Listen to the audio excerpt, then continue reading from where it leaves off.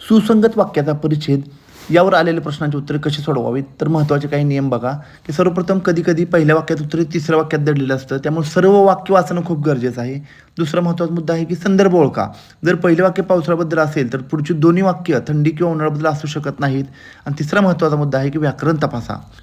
क्रियापदाचे रूप जर एकवचन आहे का अनेक वचन आहे हे पाहून योग्य शब्द निवडणे खूप गरजेचे असते. यानंतर आपण उदाहरण पाहूया.